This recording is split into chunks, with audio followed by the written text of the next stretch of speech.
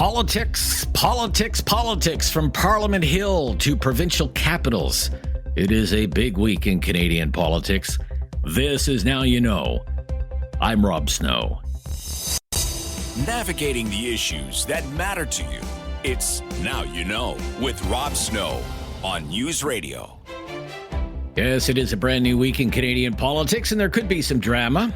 Big day on the calendar is Wednesday on Parliament Hill, the 23rd. Not only is the Bank of Canada expected to cut interest rates that day, but that's the day when all the political parties will gather for their weekly caucus meetings. And political watchers would love to be flies on the wall when the Liberals gather, because Justin Trudeau's leadership of the Liberal Party will be put to some kind of test. A very small number of current Liberal MPs have already spoken out, saying they want the Prime Minister to see the writing on the wall and step down. But there's been no indication that Mr. Trudeau plans on going anywhere. Trudeau recently told one of his own MPs, Nate Erskine-Smith, on his popular political podcast, why he thinks he's still the person to lead the Liberal Party. Well, first of all, let's look at, people who are saying, "Oh, I'm not sure." Would they be saying that if I was 10 points ahead in the polls right now? No. Right? I mean, are there a lot of Liberals who are thinking that Justin's priorities aren't in the right place, or Justin doesn't have the fight in him, or Justin is wrong to be continuing to believe in protecting the environment and growing the economy and protecting women's rights and stuff? In terms of the substance of what we're doing, I think that's pretty much the fight. There's a question on whether or not I still have the drive, the fight, or the ability to win this fight. And I'd sort of say that that's obviously a question that I have to ask as well. Do I still have the drive to do this? And the answer is, and you've seen you got me the in drive. caucus, right? I'm not dismissive of that. And do I still have but do I still have the understanding of what this is going to take to win the next election? Yeah. But Absolutely. some Liberal cabinet ministers aren't waiting for the Prime Minister to make a decision about his future. They're making decisions about their own. 4 members of the Liberal cabinet announced last week they won't be running in the next election, meaning there's going to have to be yet another cabinet shuffle. Speaking recently at an event in Winnipeg, the Finance Minister, Chrystia Freeland, did her best to make it sound as though the Liberals are as united as ever.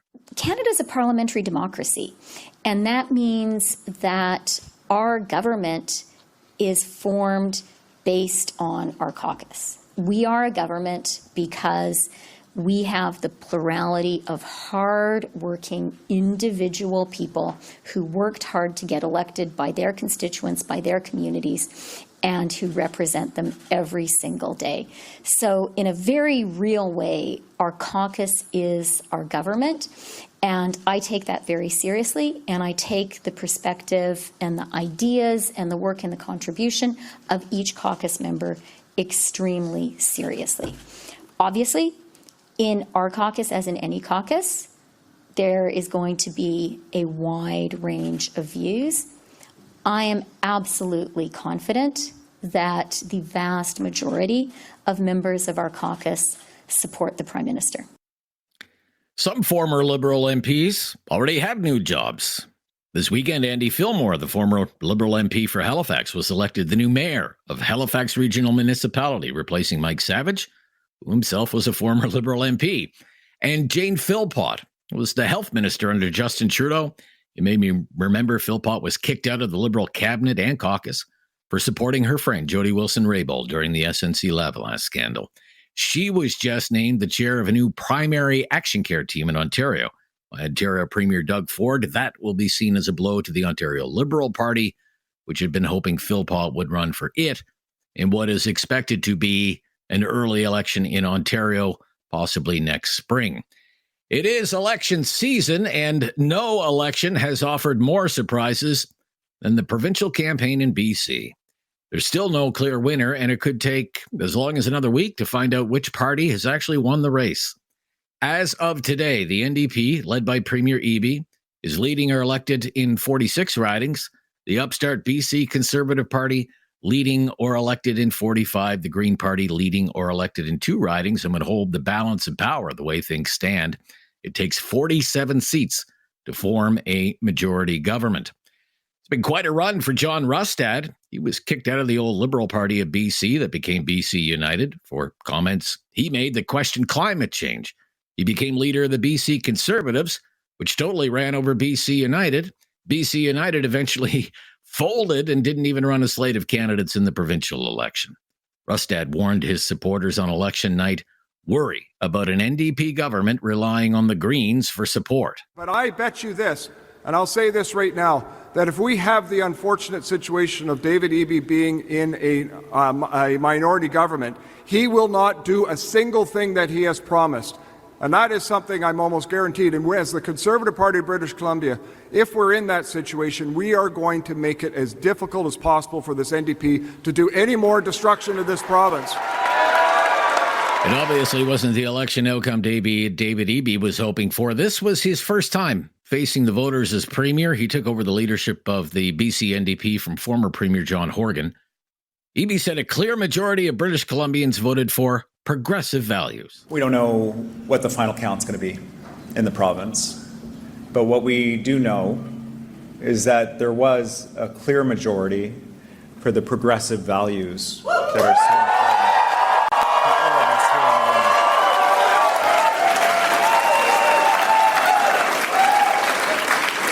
And I take a lot of comfort from that. There is also another message in this narrowest of margins. That's we got to do better.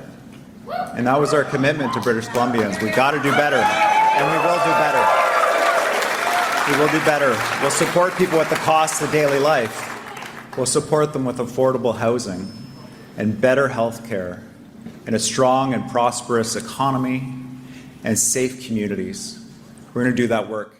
Meanwhile, the New Brunswick provincial election is today. The polls opened at 10 o'clock Atlantic time. New Brunswick Premier Blaine Higgs, the leader of the PC party, is seeking a third term. No New Brunswick premiers pulled that off since 1995, when it was Liberal Premier Frank McKenna. He's facing a tough battle against the Liberal Party of New Brunswick, the Liberal leader there, Susan Holt, the third party in New Brunswick considered to be the Green Party. Polls close in the New Brunswick election at 8 p.m. Atlantic time. I'm Rob Snow.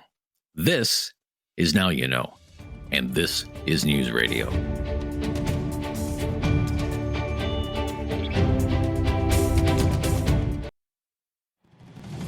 Now You Know with Rob Snow continues on News Radio. The House of Commons is back in action this week, although there is very little business actually getting done, but there is bound to be some drama this week. A lot of people are waiting to see what happens on Wednesday. Cormac McSweeney is back, the Parliamentary Bureau Chief for News Radio. Great to hear from you. Good to talk to you, Rob. Well, let's begin by what isn't happening in the House of Commons, where business, it would seem, still remains at a standstill, Cormac. What's going on? Yeah, this is, I believe, the 11th day of debate on a Conservative demand for documents about federal spending on green technology projects. The Conservatives argue that there is a scandal of mishandling of funds and that the government needs to hand these documents over to the RCMP, which is actually not normally how the RCMP collects documents through its investigations. Now, the RCMP and the Auditor General, who are both named in this motion to receive these documents, have publicly said that they don't believe they need this parliamentary procedure to go ahead for these documents because they have their own ways of procuring documents and demanding documents in an investigation. And they actually think it could be counterproductive for their investigations to do this because it sets a bad precedent in terms of the independence of police. However, on that note, the debate is not necessarily about that. The debate is about the fact that the government was ordered to do this through a motion in the House and then decided not to hand over those documents. And so it became a matter of privilege. and because there was an order from the House and the government's not respecting that order, regardless of whether the premise is right or wrong. And so this is what we're debating now, and as you mentioned, it's basically paralyzed the House of Commons. They can't get business done because privileged debates take priority over other debates, and this is a problem for the Liberal government who's trying to push stuff through as we potentially could face an election this fall. However, we could also have an emergency debate, which might put the privilege debate on pause for a little while, potentially as early as this evening, because the NDP has written a letter to the House of Commons Speaker asking to talk about those bombshell allegations from Thanksgiving Monday that the Indian government is alleged in more criminal activities and foreign interference than we had initially thought, and that there are several cases of murder, extortion, coercion that the RCMP is investigating. They say they spoke out of public safety concerns. The NDP leader says this is a danger to the Canadian public and needs to be addressed by Parliament. So we'll wait to see whether the Speaker grants that emergency debate. That should happen shortly after question period, and when exactly that emergency debate takes place. But that's the business of the House. And then meanwhile, we have those caucus revolt things that the Liberals are dealing with on top of all of this. So there's a lot going on. Wednesday is always a caucus meeting day on Parliament Hill when the political parties gather to plot strategy, talk shop, and we know that there is, revolt, mutiny, mini coup, I don't know what you want to call it, but there will be Liberal MPs who will question Justin Trudeau's leadership, and it's supposed to come to a head on Wednesday. What are you hearing? What's the buzz? Yeah, the plan that we've heard is that they're going to confront the Prime Minister at caucus on Wednesday, and there's more than 30 MPs out of 153 who have signed this letter asking the Prime Minister to go. Now, what we've learned through a source from our City News side, my colleague Glenn McGregor on the TV side, has learned that some of the group did meet last night to have discussions ahead of this caucus meeting. It's not clear exactly what was discussed or how many of this group of 30-plus MPs were a part of that meeting, but interesting that they were meeting to discuss things ahead of this week, and in the next couple of days, you can be sure behind the scenes they're trying to rally more MPs to join the cause.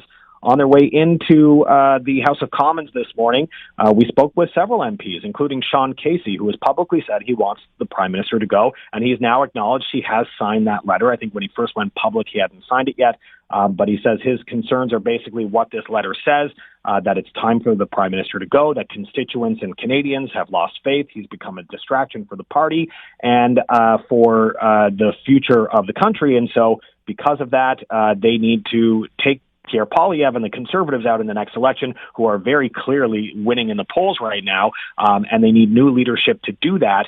So they're calling for Trudeau to go. Now, I did ask Sean Casey if he's behind or supporting or working with any of the potential leadership candidates who have been rumored out there. He says he is not. He's just concerned about the future of the Liberal Party. And then there are some other Liberal MPs who say they're fully behind the Prime Minister. Obviously, a lot of ministers are, but they say they are backing the Prime Minister in this, and this is a minority of MPs. And they're claiming this revolt is a distraction from getting things done for Canadians. So a lot of discussions happening in the Liberal Party right now, a mini revolt or a possible full revolt. We'll see what the Prime Minister does. The Prime Minister has been very clear. He wants to lead his party into the next election. He has shown no budging on that fact, and he is planning for that. So we'll see whether this caucus meeting changes his mind in any way. He also has a potential cabinet shuffle coming up after four ministers said that they weren't going to be running again for the next election. So we're expecting that to take place in the weeks ahead. But the Prime Minister has got a lot on his plate, and he's trying to put out fires at the moment. Interesting to note, though, the Liberals don't really have a method for caucus members to actually force Trudeau out as leader. They have not signed on to that option where they could do that, the same which happened with Erin O'Toole as leader of the Conservatives. So it's pressure. That's the tool that they have right now to get Trudeau to go. We'll see whether these MPs are successful or whether this revolt is doused. Okay. Thank you, Cormac. Great to hear from you today. Anytime, Rob. Cormac McSweeney, the Parliamentary Bureau Chief for News Radio. I'm Rob Snow. This is Now You Know on News Radio.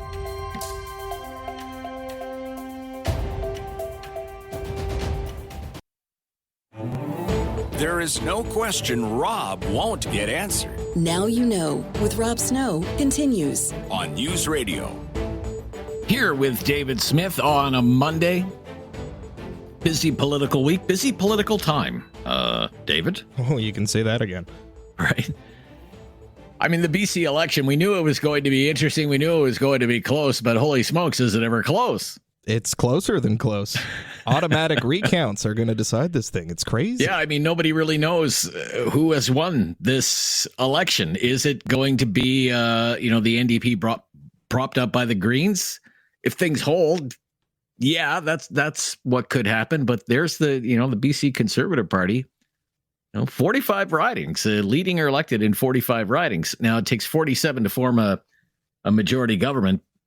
At Elections BC says there's going to be recounts in at least 2 ridings because the margin of victory was fewer than 100 votes. But there are still another 50,000 absentee and mail-in ballots that need to be counted. And I guess they're not going to get around to that until Saturday. Yeah, this weekend. So we might not find out for another week. Maybe Sunday. Who actually wins the BC election, and if the NDP can still continue to govern with support for the Green Party. Remember, one of these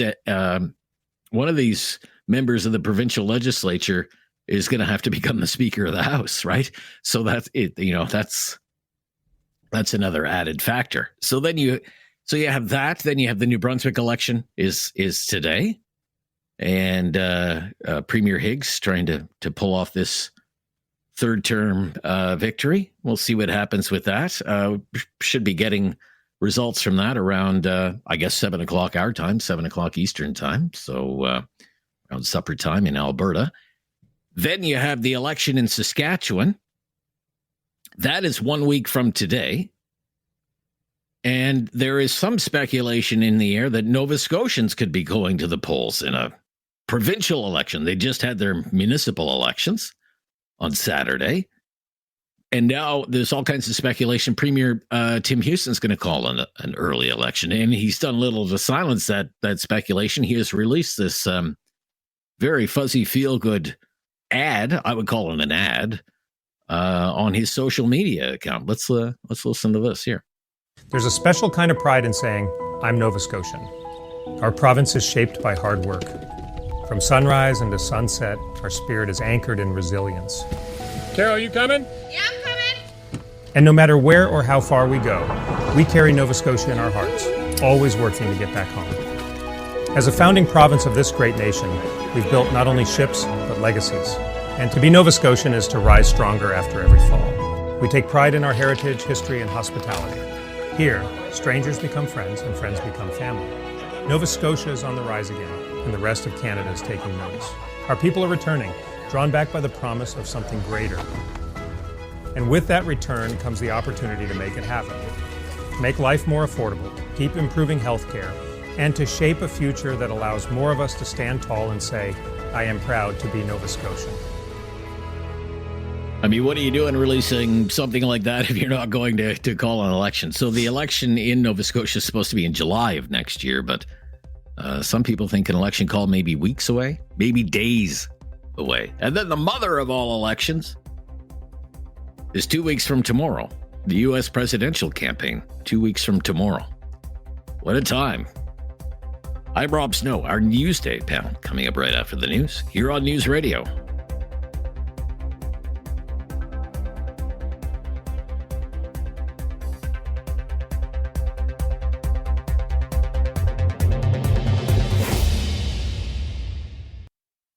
You have questions. Now You Know with Rob Snow has the answers.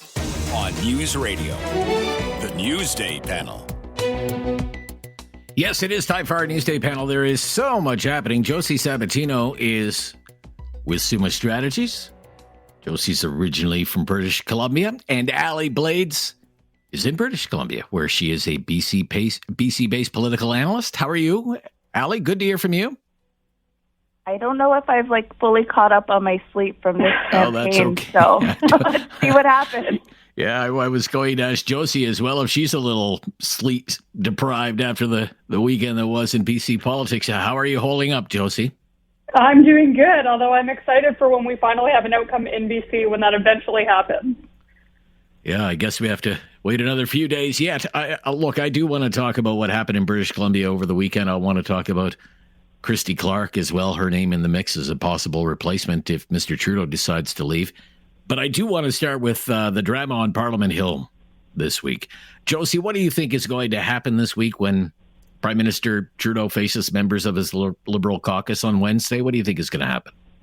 I have to say, I don't think much of anything will be coming out of this quote-unquote caucus revolt that we're seeing. I think, having witnessed this with Erin O'Toole, who was the previous Conservative leader, there was a real mechanism to oust him, and the caucus used that. And if you're looking south of the border with Joe Biden, I think the donors really talked, and they made it very clear that the money was going to stop flowing if he continued to remain as a presidential candidate for this election. But with Trudeau, I think he's going to be able to talk his way out of them. The caucus really hasn't come forward with a lot of names signing up to this publicly. So I think he still has some hope if he wants to stick around.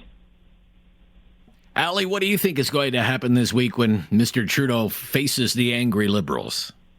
Well, caucus revolt is such a great way to describe this. And despite the caucus being really upset with him, putting the blame on him for their low approval ratings, well, and technically the low approval ratings are on him and less on the individual members of the caucus. But I think he survives it. There's, to Josie's point, there's a lot of mechanisms in which to get rid of leaders. For the Liberal scenario, they're up against an election in the next year and a bit. Therefore, it's a little bit of a different circumstance. But with Trudeau, this is a person and a leader who had put the Liberal Party back on the map within this decade. And so I think with a lot of his time building the party, he still has a big vote and a big group of people who are going to protect him. And that can't be forgotten in the dynamics of the caucus. Yeah.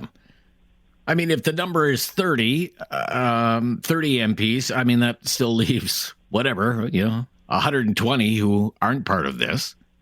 So that's interesting. And I mean, I guess for me, it comes down to a few questions. Okay, you want me to leave? When? Today? Do you want me to leave today? You want me to come out after the meeting and announce I'm stepping down? Then, the how. Okay, what happens next? I stay on. You name an interim leader. Just how is all of this going to work? How long is the Liberal leadership convention going to be? And the biggest question, okay, if not me, then who? Right? If not me, then who? Who could do any better than me? That's one of the Melanie Joly, Francois Philippe Champagne, Anita Anand, Chrystia Freeland, all these names that we usually hear. Mark Carney, Christy Clark. Who would do any better than Justin Trudeau, in your opinion? Would any of them do any better than Justin Trudeau? What do you think, Josie? Go ahead, Josie. Yeah. Go on. If I'm a leadership candidate looking at this situation, you have to weigh the pros and cons of jumping in at this point. I mean, for all intents and purposes, it is going to be hard to change the channel, even if Justin Trudeau goes away tomorrow. And I think as much as this conversation isn't about BC, we saw the issues that are playing out in that election, and I think they will be mirrored on a federal level. I think there is a real possibility that no matter who throws their hat into the ring as the next Liberal leader, it will take a lot of time to kind of turn the chapter and put those new policies out and re-win the trust of Canadians. So I think they have to be weighing the pros and cons of whether they even want to step forward at this point. Yeah, go ahead, Dali. Sorry there. Go ahead. I'll add that there's a strategy behind the scenes here that we'll start to see the clues of who wants the job, because the leadership race doesn't actually start when they announce behind a fancy podium with their new slogan and a new website, perhaps.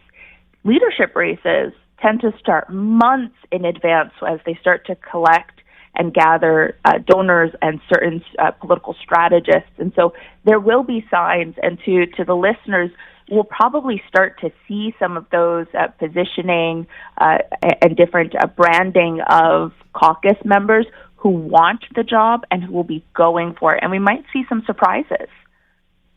Okay, maybe one of those surprises is Christy Clark. We'll talk about that next, the former premier of British Columbia, when it was the Liberal Party of British Columbia, which I would say is a very different...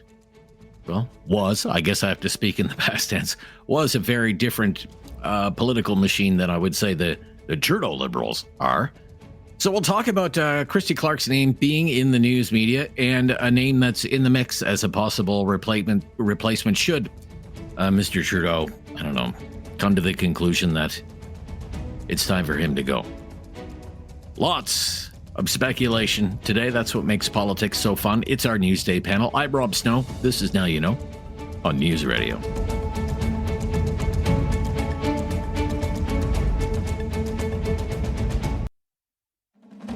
No question goes unasked or unanswered. Now You Know with Rob Snow returns on News Radio. Here with Josie Sabatino from Sima Strategies, Ali Blades, BC-based political analyst. Let's talk a little bit about Christy Clark. This very interesting Radio-Canada, French CBC, reporting that Christy Clark would be interested in replacing Justin Trudeau should Mr. Trudeau decide to step down. Quote, in a statement sent to Radio-Canada in French, Clark wrote she was open to returning to public life, would like to be part of the discussion about the future direction of the Liberal Party and the country, saying Canadians are tired of politicians who think that fear-mongering and divisiveness will win an election and gain power. She added they also understand that polarized political views are standing in the way of the solutions we need.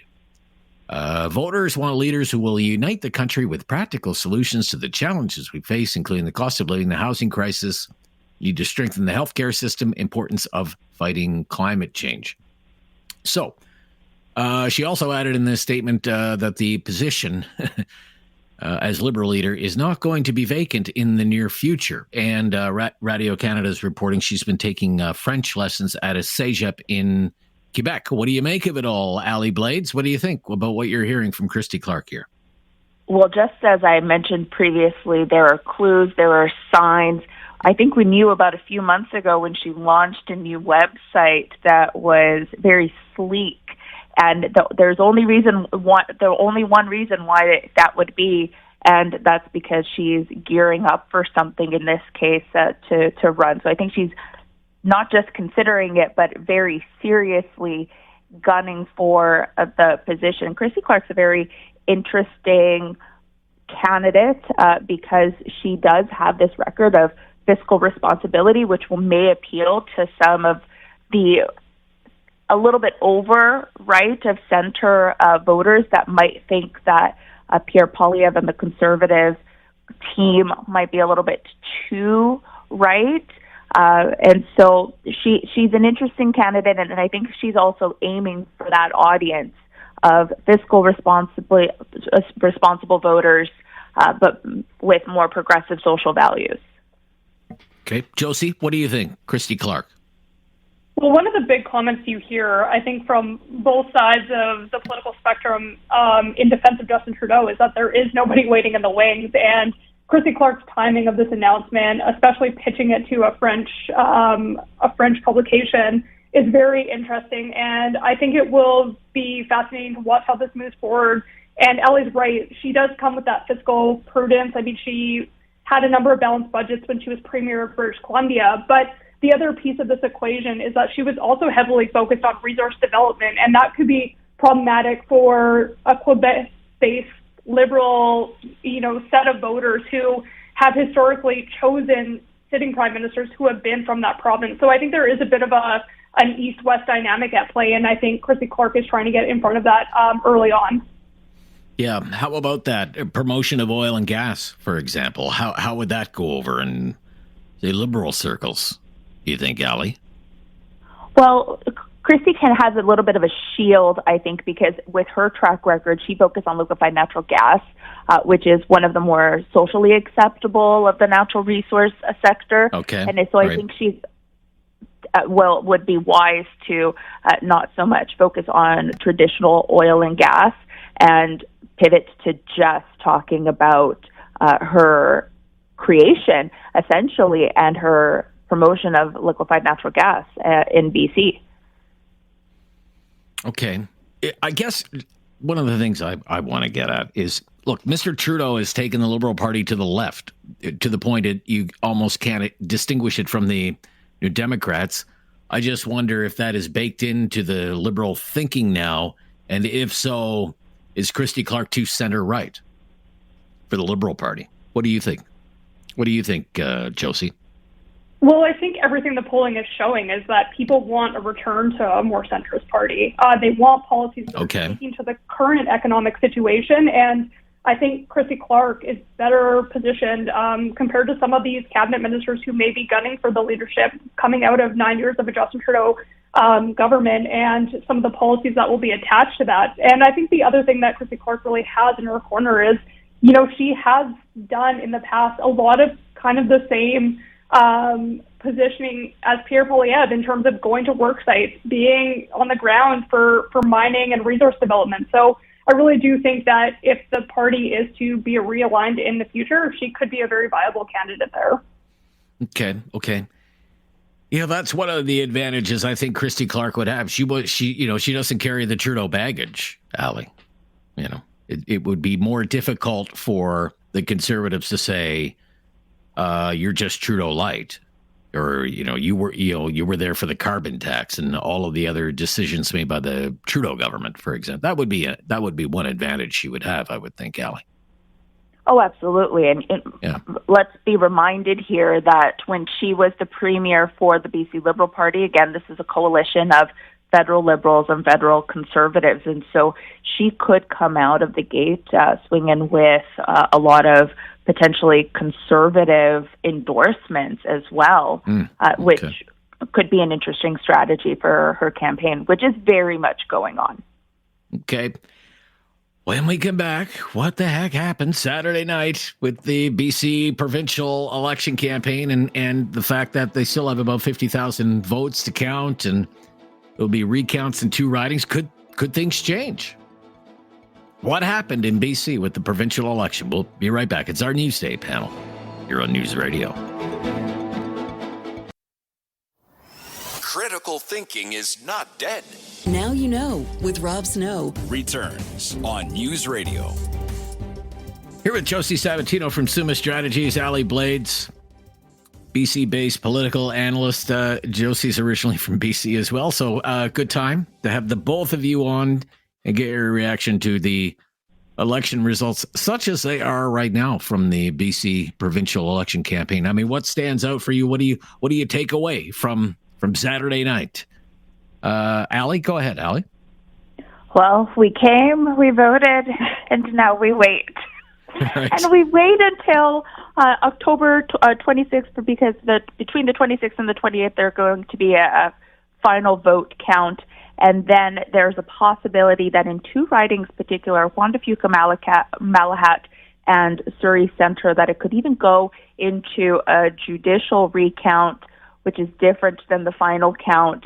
And honestly, Rob, I mean, it's giving PTSD from 2017. Like, we were just waiting till midnight to try to figure out what the results were. And it wouldn't be a BC election if it didn't have some curveballs, I guess. But we're really waiting on a couple of ridings here that could boost the NDP with a few more seats or make it a little bit more complicated if those go to the Conservatives, because it's so close and that someone still needs to pick a speaker, which would that person's not allowed to vote, which is creates some problems for the legislature.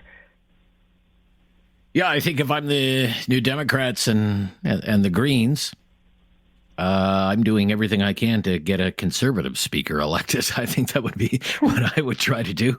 What's your big takeaway from the BC results, Josie? The voters there love the drama. I mean, we see this over and over again with them. They've been watching too much Netflix, and we're seeing this portrayed in real life. So I think it was exciting. And think about where we were a year ago. Everybody was saying David Eby was a shoe-in for another majority government. And then, we watched the demise of the BC United, and a lot of polls showing that if they had gone to an election, they would have had a complete wipeout. So to have this end result, even, with the suspense and the drama that comes with it, I think the BC Conservatives can't help but pat themselves on the back. They've come such a long way. Everybody said Rustad couldn't do it, and here we are. I mean, in a week's time, he could still pull this off. And a lot really hangs in the balance on those mail-in ballots. I think there's almost 50,000 outstanding, and if you look back through kind of the historical record, it shows that Conservative voters tend to be the ones mailing in those ballots. So it's not over until it's over. Okay. Oh, really? Okay. Maybe some surprises to come. I guess I just wonder if things hold the way they are. And let's say it's Premier Eby and his New Democrats governing in some kind of coalition, formal or otherwise, with a couple of Green Party members. I wonder what that coalition looks like. I wonder what it means for things like, well, two things really. Drug policy and this walking back on harm reduction strategies, decriminalization, all this kind of stuff, and the carbon tax. And Premier Eby saying, well, if they would let me, I would take away the carbon tax. I wonder what that means. What do you think? A quick thought on that, Allie? I think that the Greens would be wise going into this with a mentality of do this versus don't do this. If they are going to hold the balance of power, mind you that these two Green candidates are also newbies on the block. They're non-incumbents. And so there could be a really good mentality shift for the Greens of promoting some of their ideas rather than holding the NDP to a position of that they can't do some of the things that they had promised. Okay. In 30 seconds or less there on what a BC Green coalition would look like, Josie? Well, I think Eby came out quite quickly after those results and said the one thing that he and Rustad could agree on was safe communities. And I think, we will see a lot of change coming the way, no matter whether that's with the Greens or, potential finding allies within the Conservatives. But they are going to have to change some of their mentality around some of the policies that they've put into place or they've talked about. So I think either way, it's going to be exciting, and I think nothing is kind of hard and fast here. All right. We may be talking about this next week, in other words. Okay, thank you. Have a great week, everybody. Bye-bye. Thank you. Yeah, Josie Sabatino with Summa Strategies, originally from Prince George, British Columbia. Allie Blades in Vancouver today, BC-based political analyst. I'm Rob Snow. Talk back right after the news. Lots of topics, hopefully lots of your calls too. Coming right up on News Radio.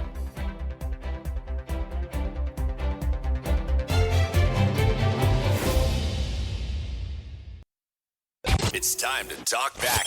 On Now You Know with Rob Snow. Call now. And have your say. 1-833-668-2577. Welcome to Talkback. 2 hours of debate and discussion on some of the big issues of the day. We have several topics for you to comment on today as we ease into a new week.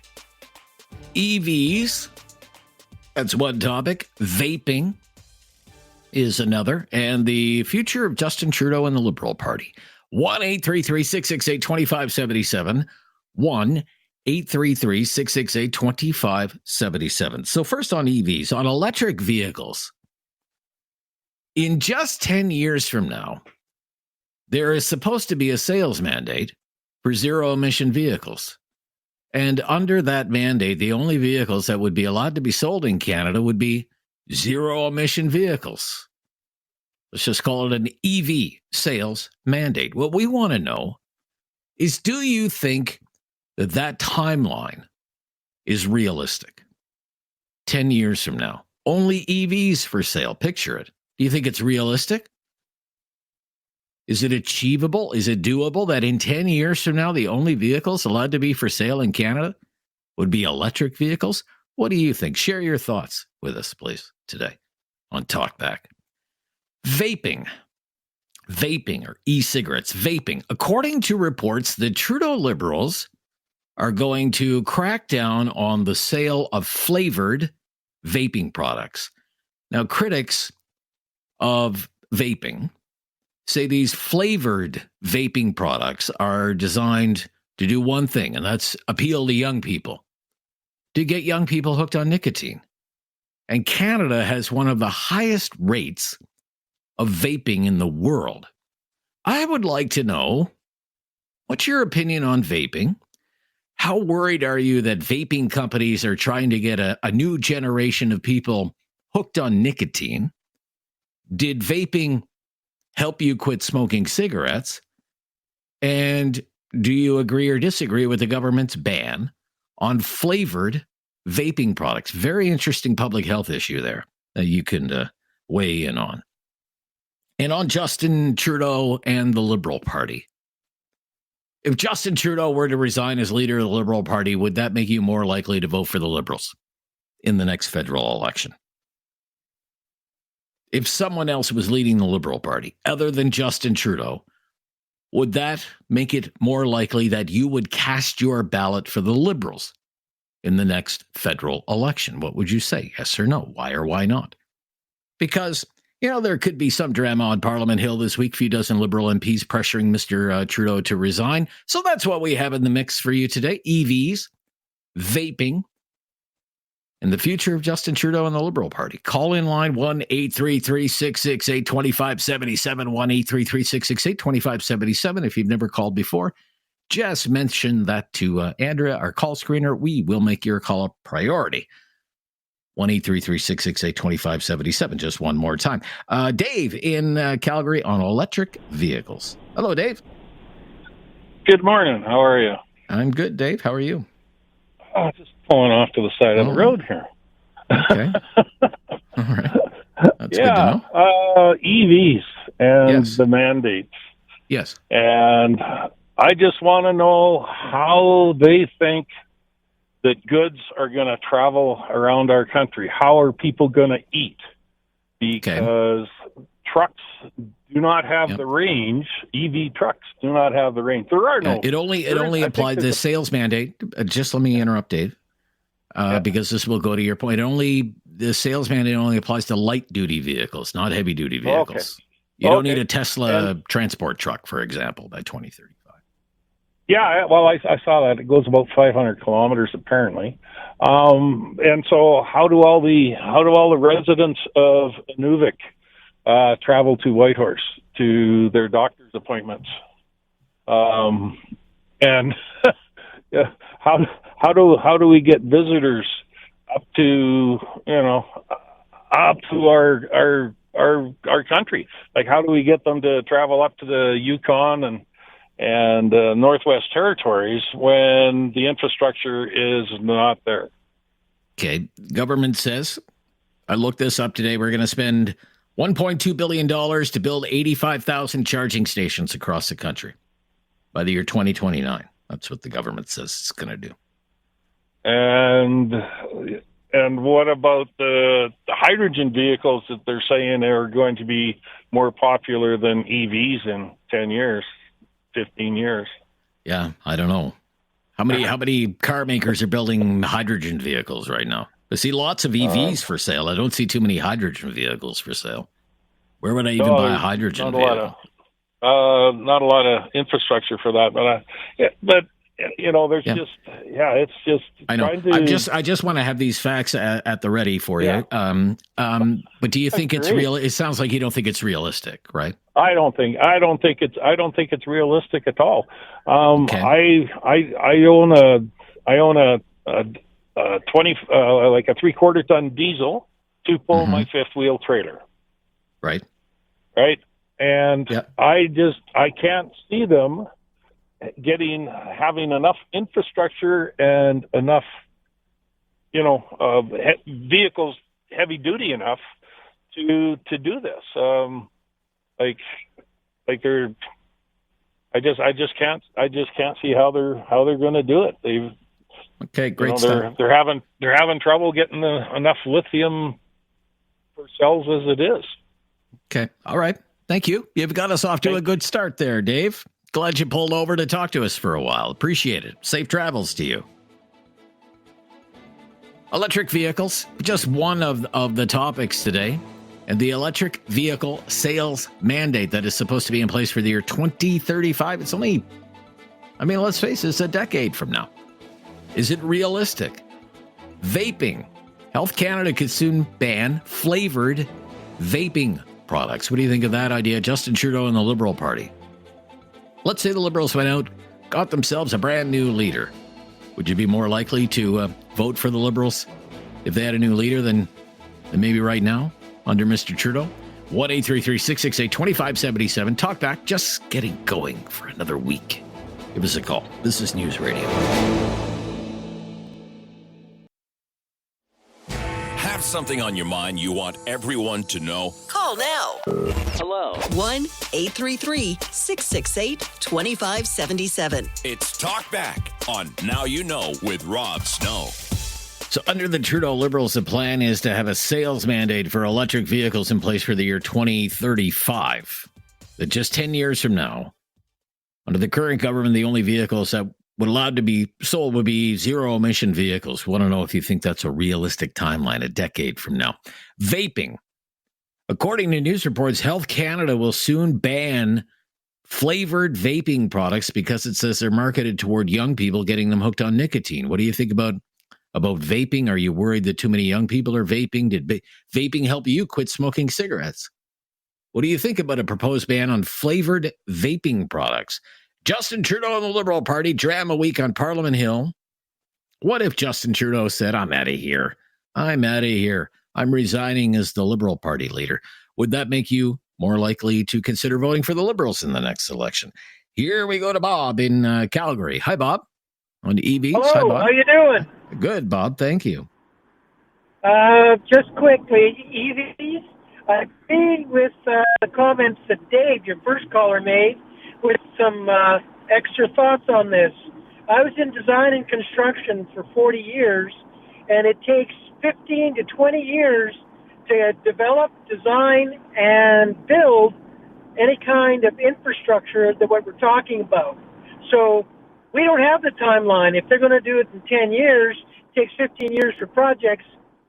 Simple thought there.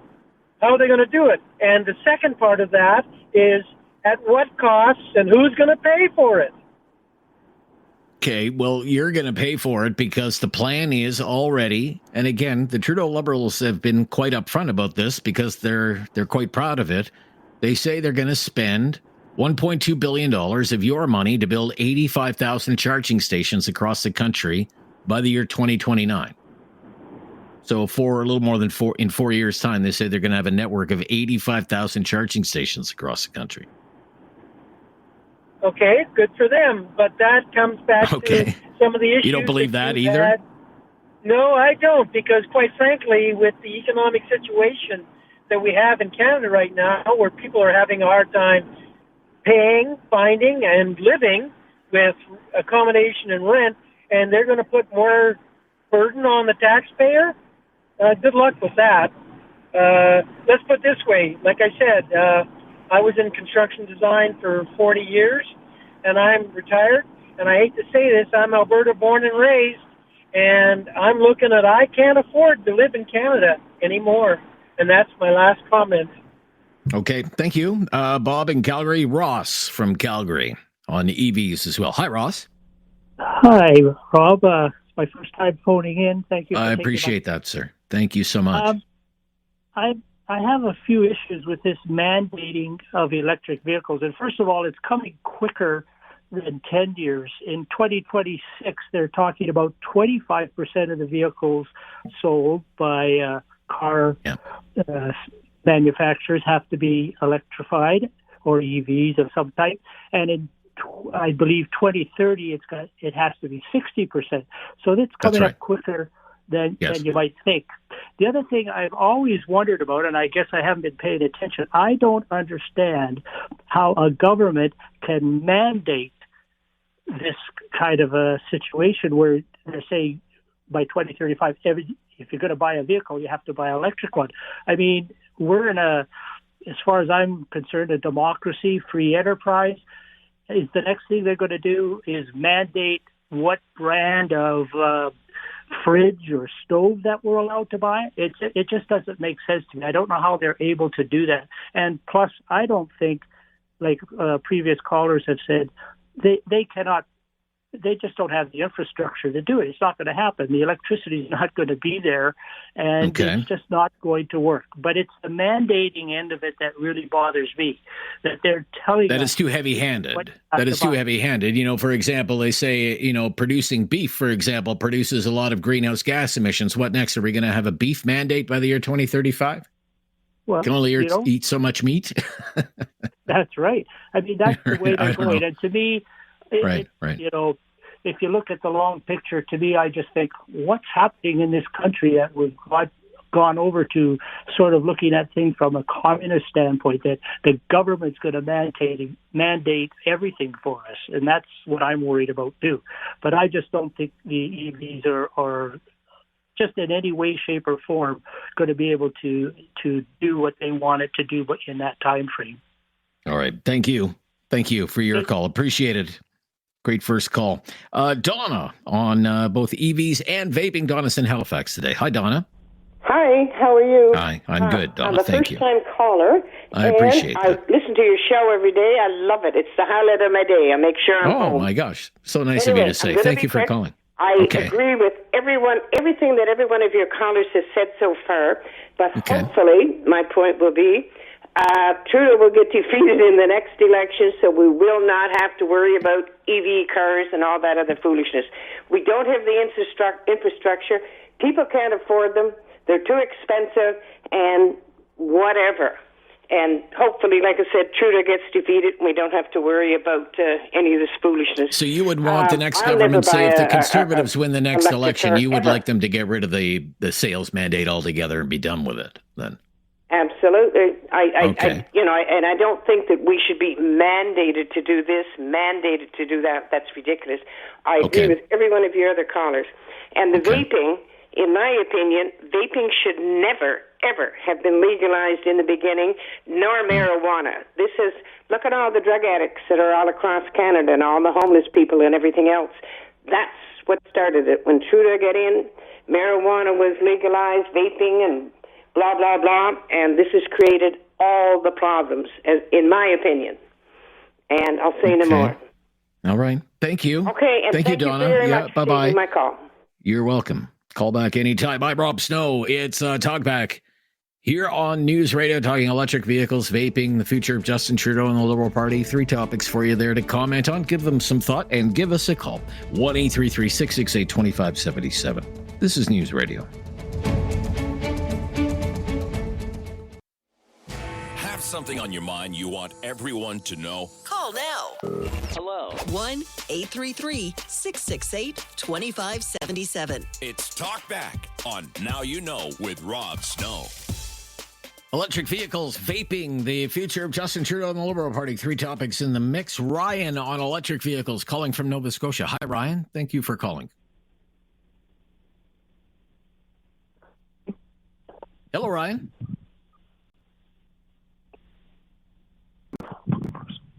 I hear somebody on the other line, but I don't know if Ryan is actually paying attention right now. Can you hear Let's me? move along. Yeah. Oh, there he is. Oh, hi, Ryan. A bad reception area. Okay, that's not good. All right, let's give it a try. Electric vehicles. So, first of all, the average electric vehicle in Canada has a range of 500 kilometers. If that's not enough for somebody, stick with gas. But otherwise, for the vast majority of us, 500 kilometers is more than enough. As far as infrastructure goes, we've been already talking about this mandate for 5 years now, and nothing's been done with infrastructure. The longer we wait, the less time we have. So my recommendation is get on it. The third thing, mandates. The government already mandates that cars need to have airbags and seatbelts, so mandates aren't anything new. That aside, every other government in the world is already mandating electric vehicles.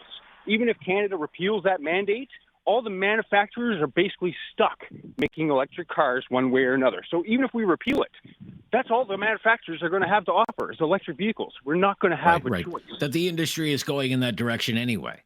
as mandated whether it's by mandated or not, and because that's what Europeans consumers and the Chinese want. Right? and everybody else. Every major world government is already mandating them. So even if little old Canada, with our 35 million people, says, no, that's all right, we don't need those, the Americans alone, with 10 times their population, they're pushing for it. So we don't have a choice. Get on board or find something else, because really, you have no choice.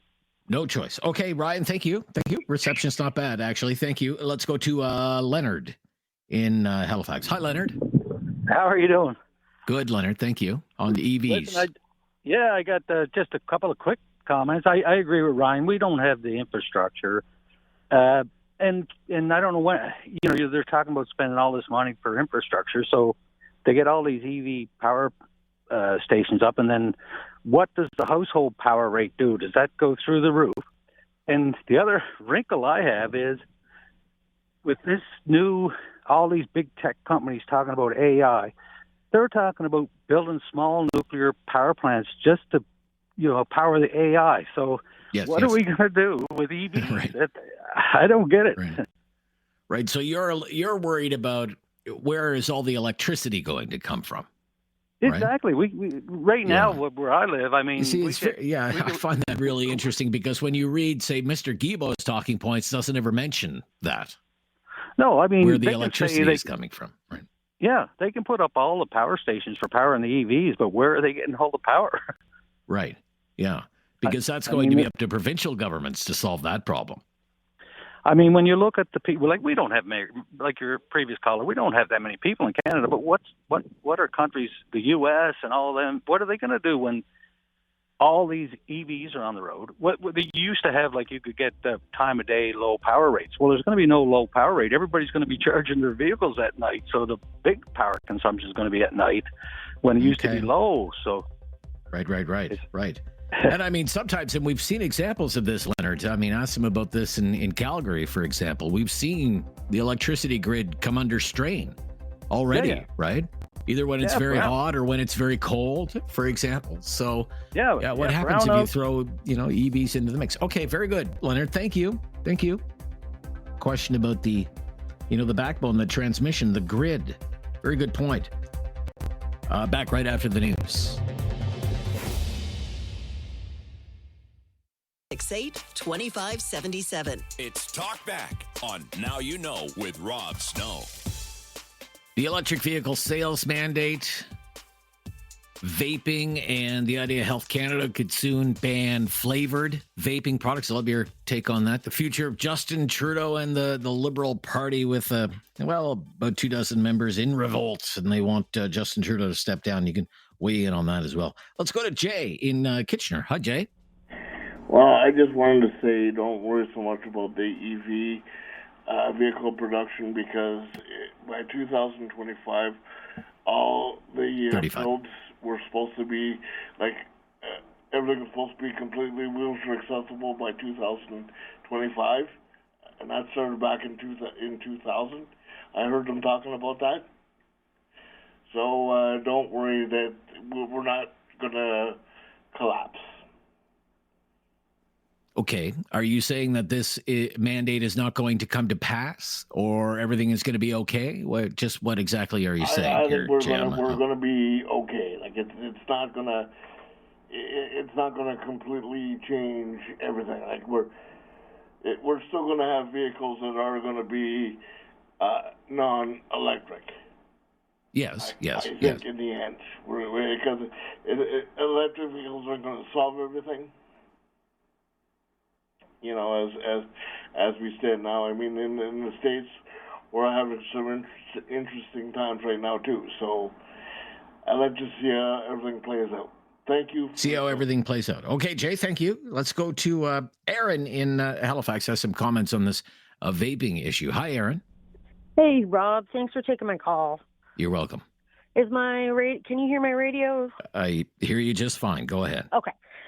Well, this may sound like an unpopular opinion, but I mean, I started smoking cigarettes when I was a teenager. My mom started when she was, 11, she told me.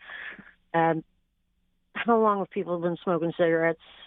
And then when vaping came along about, 12 years ago or so, I kind of hopped along, and it actually completely kicked cigarettes for me.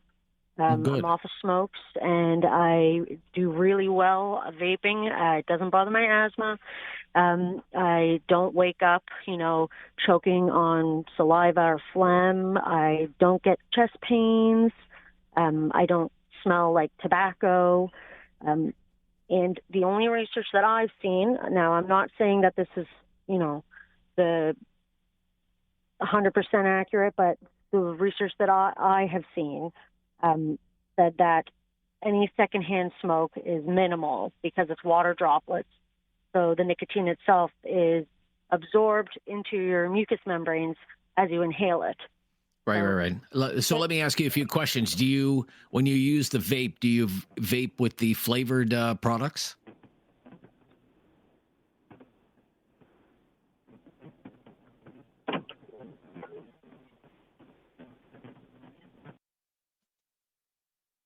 Did we lose Aaron? I think we lost Aaron.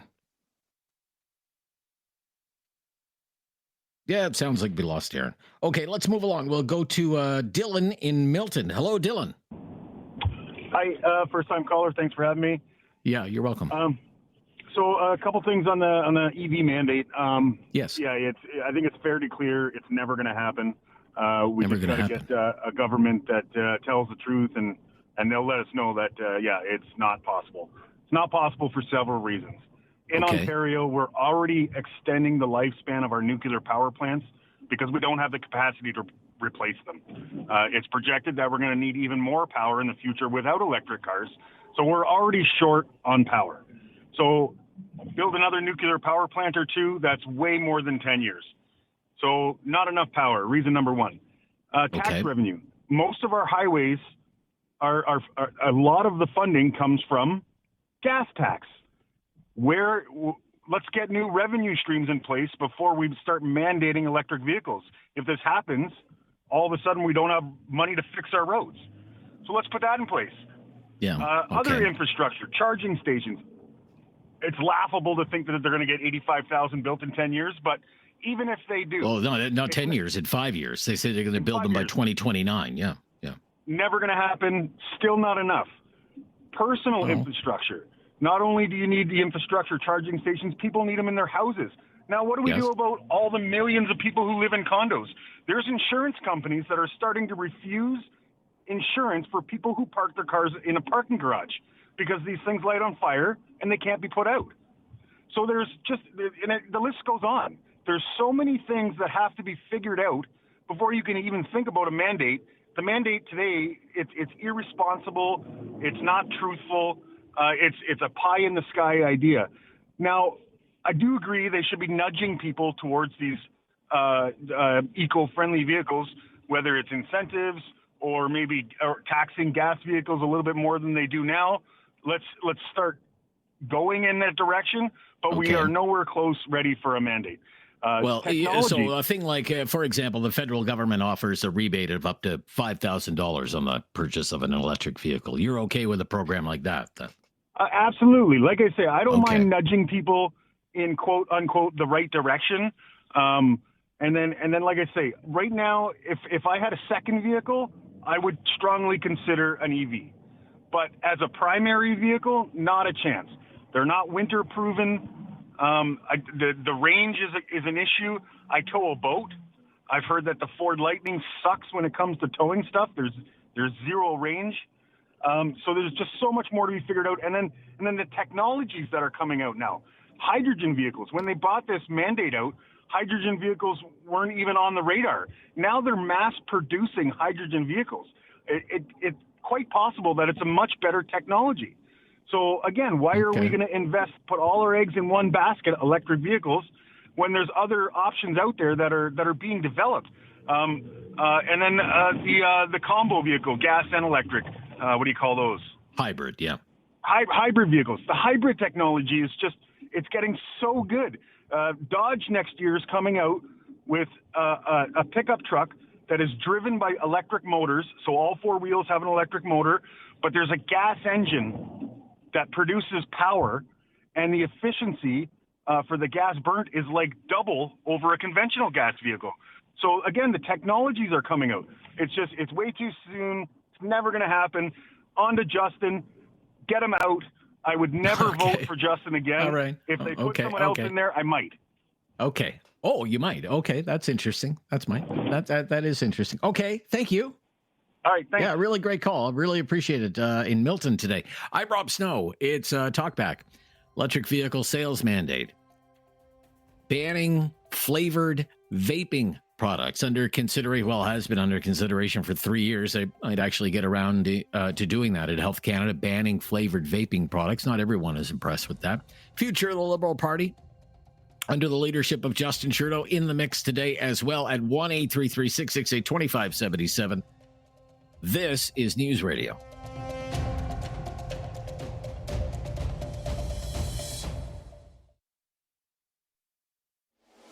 Have something on your mind you want everyone to know? Call now.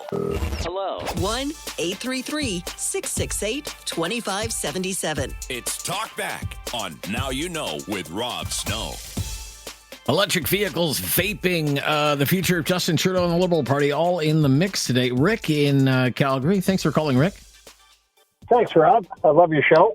Rick, let me ask you, because I haven't asked anybody from Calgary yet today, because I don't want to rub it in, because we actually have a Humidex where we are today. How's your weather there today, Rick? Yeah, let's see. I work for the government, and it really sucks. It really sucks. Okay. It's starting to look bad out here. The highways are starting to get the snow and all that. Really? It's funny. I do work for Mr. Trudeau. I collect my paychecks from him. And I'm sorry, I just don't vote for him. I don't trust any politicians. I never have.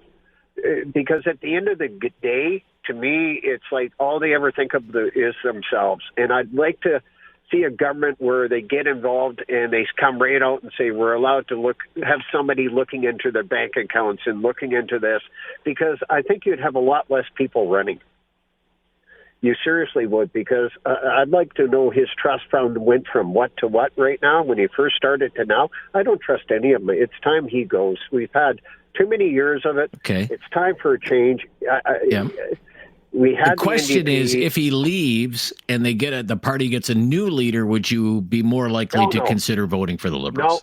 No, because it is, it's the same as, it's like changing a pair of socks. You just take off one pair and put on another, and we know he likes his socks. So at the end of the day, it's all they're going to do is switch. And somewhere the old guard is always going to be behind the Liberal Party. Okay, it all really right. is. Okay, Rick. Thank you. Be safe. Thank you, Rob. Out there, driving around. Yeah. Yeah, David, I didn't want to kind of rub that in today, but because I know our time is coming. But today in Ottawa, it's 22 degrees. Yeah. You take this weather right on the 21st of October, 22 degrees. It's quite unusual. The weather is usually not like this, but we're kind of on a weather wind streak. It's -2 in Calgary, and it's going to snow today. So, look, in Fort McMurray, I saw on Twitter, I know somebody in Fort McMurray, and they they had a ruler of 13 centimeters of snow in Fort McMurray. Oh my gosh. It's coming our way. It's coming. It's coming. Yeah. Let's go to Dave in Halifax. Hi there, Dave. Hi, Rob. Thanks for taking my call. You're welcome, sir. Regarding EVs, we in Halifax, and I think most of Nova Scotia, rely on our electricity generated by a place called Tufts Coal. There's 3 smokestacks over there that burn coal and natural gas to fire up electricity. So we're using fossil fuel there. In the Maritimes, I believe most of at least in Nova Scotia, we get a wee bit of nuclear, I believe, from New Brunswick, and a little bit of hydro, I think. I'm not too sure, but it could be Muskrat Falls. The rest is fossil fuel, coal and natural gas. And quite frankly, all across our country in small prairie towns and the U.S. as well, rely on coal and natural gas to generate electricity. We don't have the luxury of hydro like British Columbia and parts beyond because they get hydro from dams. Now, damming is also a very environmentally destructive thing. China's building dams all over the place, and they're wrecking the rivers and the flow of the water. You have to flood acreage to create hydro. So another thing, too, with electricity and EVs, you plug in. It's like back in the day, diesel was a lot cheaper. People were running out and getting diesel vehicles, Rob. And they were laughing. They were thinking, oh, we're far cheaper. Well, you put the demand on the grid, plugging in, that's eventually going to cost the consumer a lot more, in my opinion. Also, Rob, if you think electricity rates will go up? Do you think electricity rates will go up? Is that what you're saying? Absolutely. I mean, let's not be because silly. There will be a shortage of electricity. Electricity will be a premium. It will be a premium. Yeah. Absolutely. Yes. Okay. And all right. Thing, I replaced my car battery the other day, and it's heavy as hell. I haven't changed one for a while. I think there's lead, acid, plastics, all kinds of nasty materials in an average battery, an average car battery on a combustible engine. I don't know what these things are, but they're massive. Are they not? They're heavy as heck. On an EV, that is. And what are they going to do after? Recycle? Well, there are companies that recycle those batteries, sir. That's already a side business, recycling those batteries. Well, I hope so. But I don't think we're going to be generating a lot of electricity from wind farms or solar panels, covering lots of acres. Biomass is another way we're getting fuel here, or electricity, I guess, by burning it. But still, I don't think... anyways, that's my point. Right. In other words, so how clean is an electric vehicle if the fuel source is, in the case of Nova Scotia, for example, coal, right? I rest my case on that. And besides, the vehicle itself has a ton of plastic, a ton of metal, like any other vehicle. You look at an EV vehicle, it's got plastics need fossil fuel, and that's just the fact that, plastic is fossil fuel, period. Right? So anything you have in your vehicle, you look at, and your computer in these things, right? I mean, that's a computer goes down in any vehicle now, because we all have them, it's going to cost you a lot of money. So that's my point. Interesting points all around, Dave. Thank you. Thank you very much for your call. Great to hear from you today. Okay, we'll stop here. And a few more calls. If you're on the line now, the chances are very good you will be on with me before the top of the hour in hour number 1 of Talkback here on News Radio.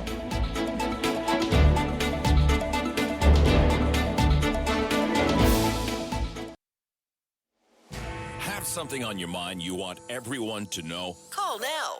Hello. 1-833-668-2577. It's Talkback on Now You Know with Rob Snow. Well, we've been talking about the electric vehicle sales mandate, vaping, with Health Canada reportedly about to ban flavored vaping products as well, and the future of Justin Trudeau and the Liberal Party, given some Liberal MPs are going to, I guess, ask Mr. Trudeau to step aside, although there's no indication he plans on doing that. Jason in Alberta, thanks for calling. Jason, hi there. Hey, how you doing? Good, Jason. Thank you. Good. My issue is with vaping. Throughout the years, the government's been they took away the cigarettes that had flavor, and did that stop anything? No. Now they're going to take away the vaping, which has helped a whole bunch of people stop smoking. And we enjoy the flavors. Like I'm an avid vapor. I used to smoke 2 packs a day back in the day, and I stopped because of vaping. Good for you, sir. And the vaping is not anywhere near as bad as smoking because it doesn't have anywhere near the chemicals like the cyanide and the tar and all that kind of stuff. Anything that goes into your body is not safe, but the government needs to stop. Like pretty soon they're going to take away all the flavors on alcohol. You know what I mean? Well, it's the same thing. Right? I guess the worry among public health officials is that the government says those flavored products are being designed to hook young Canadians onto vaping, get them addicted to Well, the young Canadians nicotine. are going to get hooked on whatever they want to get hooked on, regardless of how it tastes. Okay. Like, that's my opinion. Like, I've seen people whine and moan about, they're getting hooked to it, and, they're still smoking. They're still smoking. They're still vaping. They're going to vape even after the flavors are gone. Okay. What will you do? What will you do if they ban the flavored vaping products? Well, see, what I do is I already jumped the queue on that one, and I make my own vape. Oh, you make your own? Okay. Yes, because I can't afford the $30 or $40 whatever they're charging for a bottle now. So I go and make my own, and I make my own flavor. So I am already ahead of the curve on that one, but okay, you can add anything you want to this particular, like you can add it to make flavors. So people are just going to start inventing their own flavors. Okay. Or I've heard a couple of things. One, either people are not just they're going to find ways around a ban. First of all, they'll buy products online from the United States, from other parts of the world. They'll get it shipped to Canada, or they'll go back to taking cigarette smoking up again. I don't know how true that is. Would you ever contemplate that? No, I mean, if I have to, I'll just go tobacco flavored vape, like tobacco flavored blade. Okay, all right, very good, sir. Okay, yeah, thank you. So, you've raised some interesting points there. Thank you so much. Yeah, vaping. What do you think about vaping? We can pick this up after the news. With reports that the Trudeau Liberals are getting ready to ban flavored vaping products. The government feels those products are designed to hook young Canadians onto vaping, get them addicted to nicotine, that's what Big Vape is trying to do. We'll have to pick it up right after the news. Hour 2 of Talkback on the way. The latest breaking news coming up next on News Radio.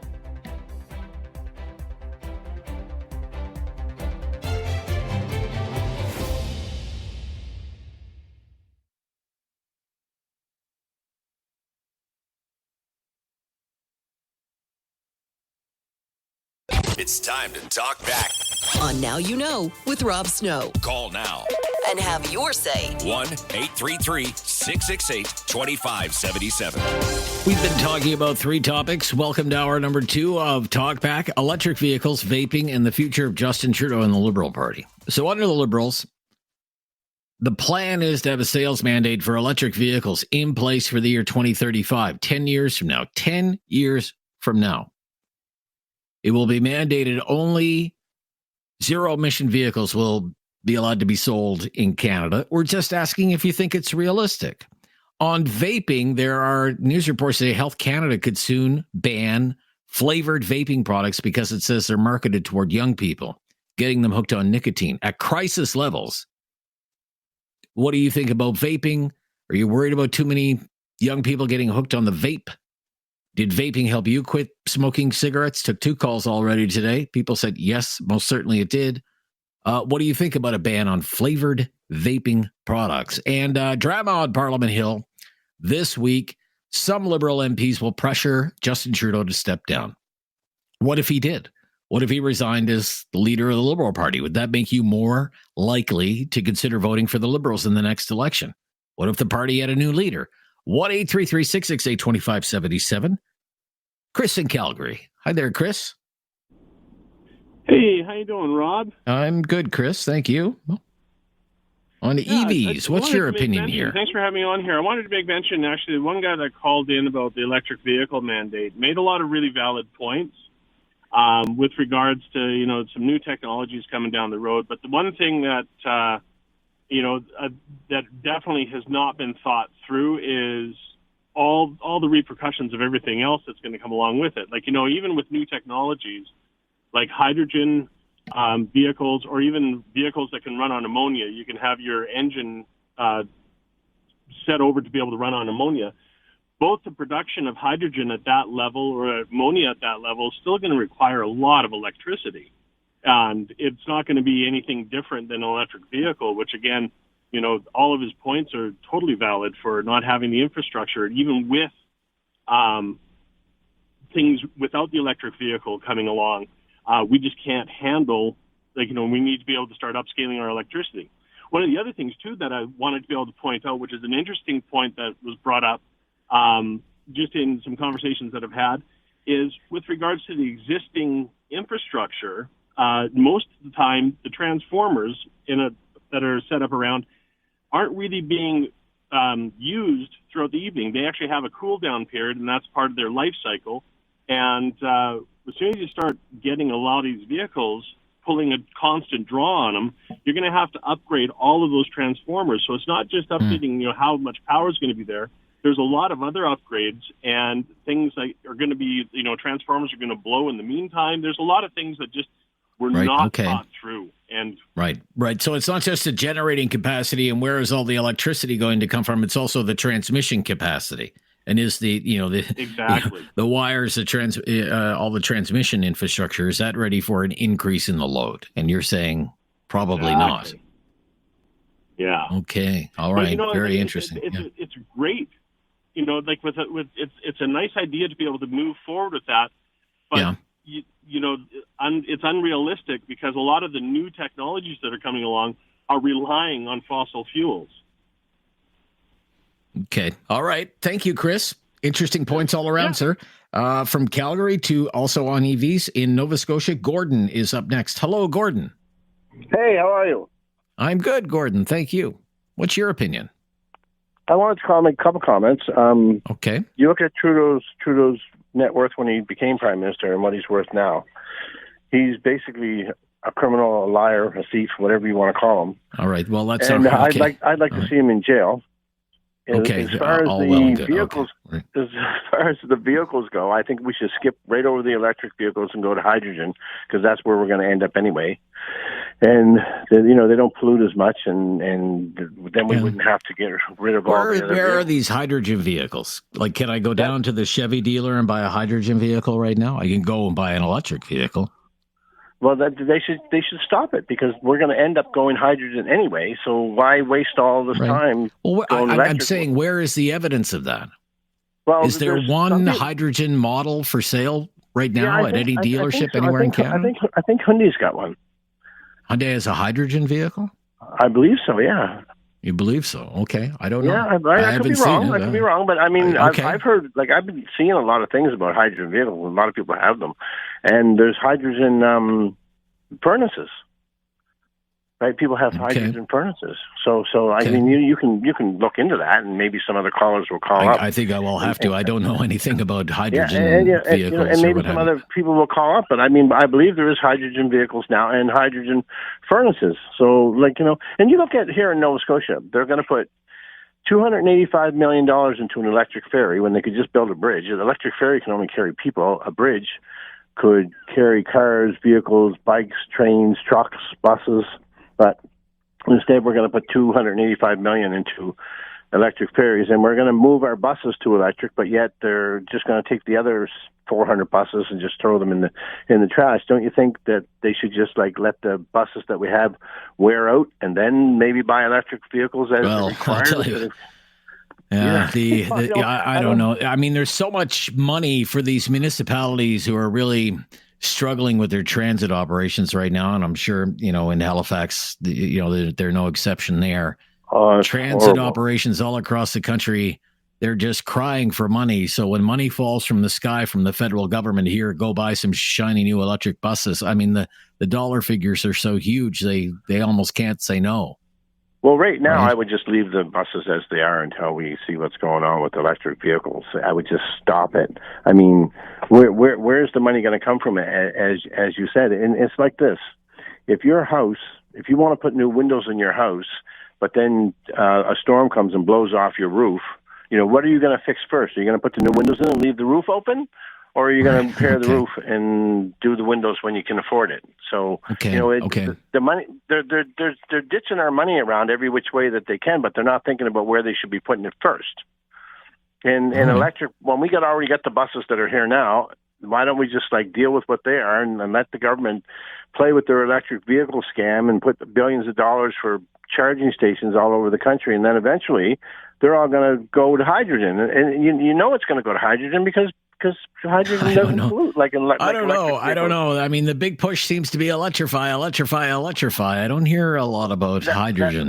When I read the automotive press, I don't even read much about hydrogen. Well, it's all about let's see what the other callers have to say, and hopefully we'll get some let's more do information. That. That's why we're doing Talkback. Okay. Trudeau wants the electric vehicle so that he can help his rich buddies, because when he's voted out this time and he gets thrown out of the country, then he's going to need somewhere to go. That's why he's... All right. I don't think he's going to get thrown out of the country. I don't think he's going to go on trial. I don't think he's going to go to jail or anything like that. Okay, sir? He might go surfing or snowboarding or something like that. But We'll end our conversation there. Gordon, thank you. Okay. Every single line is available right now, so the wait won't be too long if you want to weigh in on our topics here in the second hour of Talkback. By all means, electric vehicles, vaping, the future of Justin Trudeau and the Liberal Party. It's all up for discussion today. This is Talkback on a Monday. I'm Rob Snow. This is News Radio. Have something on your mind you want everyone to know? Call now. Hello. 1-833-668-2577. It's Talk Back on Now You Know with Rob Snow. All right, a little bit about politics, a little bit about public health with vaping in the news, and electric vehicles, always a hot topic. Joe in Kitchener. Hello, Joe. Hey, Rob. How you doing? Good, Joe. Thank you. Good.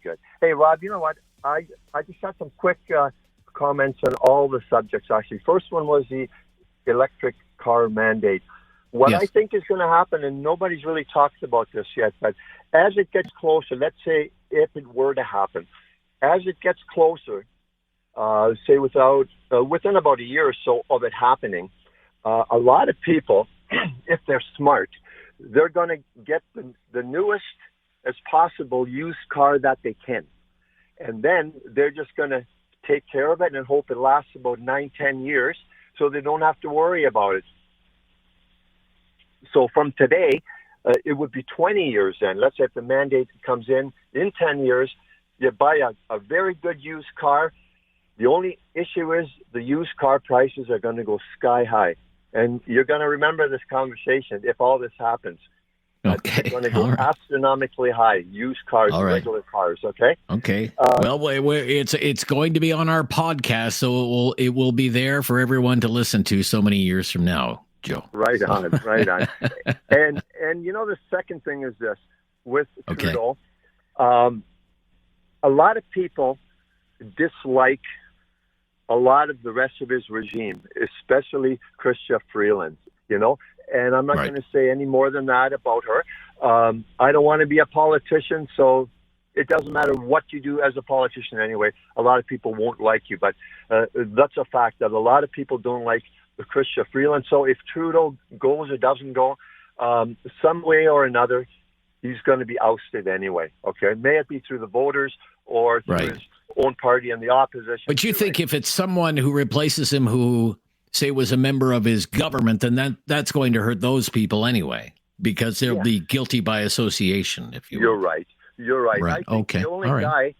I think the only guy that could run for the Liberals or take over for Trudeau would be Wayne Gretzky, and then everybody would vote for him. But that's not going to happen.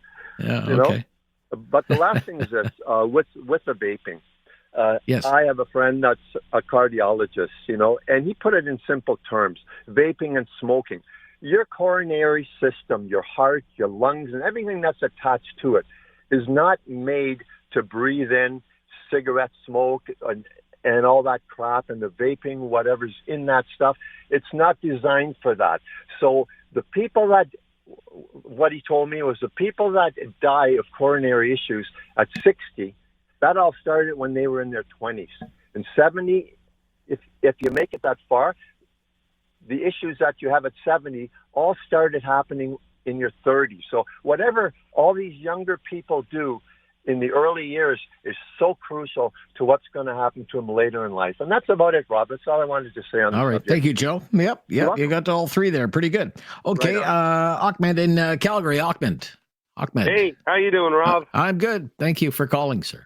Absolutely. Love your show. Thank you.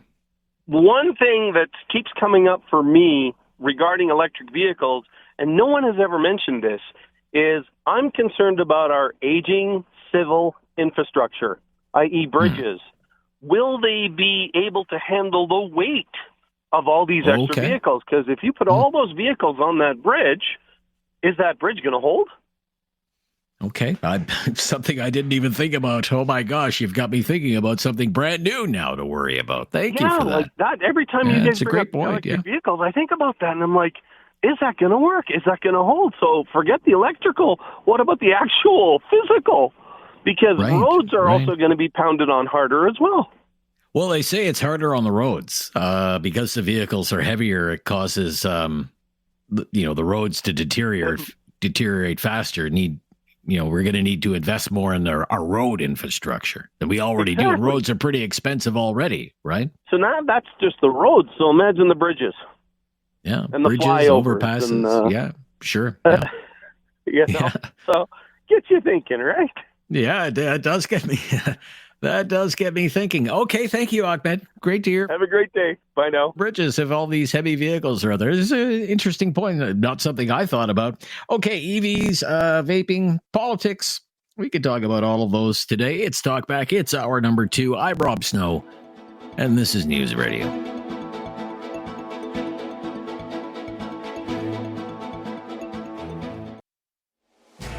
Something on your mind you want everyone to know? Call now. Hello. 1-833-668-2577. It's Talk Back on Now You Know with Rob Snow. We've been talking about electric vehicles. We've been talking about vaping and reports that Health Canada will soon ban flavored vaping products. And, of course, could be high drama in Ottawa this week with a mutiny against Justin Trudeau. What if he quit as Liberal leader? Would you give the Liberals another look if Justin Trudeau was gone? 1-833-668-2577. To John in Calgary on electric vehicles. Hi, John. Hey, how's it going? It goes, sir. Thank you. John? Oh, I just want to touch back on one caller who mentioned about EV vehicles and weight capacities on bridges. Yes, okay. That's not the scary part. The scary part is these EV vehicles can blow through any safety barriers we have for regular day vehicles right now. They could go through them all. The amount of weight and inertia behind it goes right through everything. That's the scary part. Oh, so if I'm going around, say, a sharper turn on a highway and there's a barrier there that would prevent me from going off the road, you're saying an electric vehicle is so heavy it would smash right through that thing? Correct. There's been studies proving Okay. that will show like the pickup trucks go right through it, like going through butter. It's scary. Okay. When you think about that. Okay.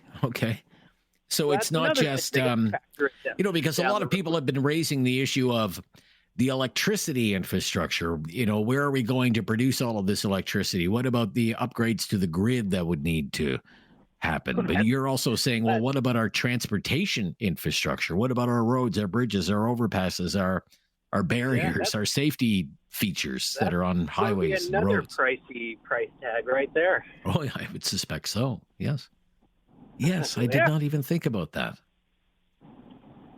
Scary world we live in today. Well, that is. So let me ask you this idea that by the year 2035, it's only 10 years from now, all light-duty vehicles sold in Canada have to be zero-emission vehicles. I'm just saying EVs, but zero-emission vehicles. Realistic? Is it realistic? Hey, it's not realistic. If It's it not is realistic, what happens, okay. a lot of people are going to go into debt, bankruptcy, just because they can't afford to drive anymore. And then if you can't afford to transport yourself somewhere, you can't rely on buses and everything. Like, the whole society is going to have to shake their heads. Yeah, but what about this idea? Well, maybe in 10 years, there could be mass adoption of these vehicles. When the VCRs first came out, they were very expensive. When DVD players first came out, they were very expensive. When the first cell phones came out, they were very expensive, and now they're basically giving them away. Maybe the same thing will happen with EVs.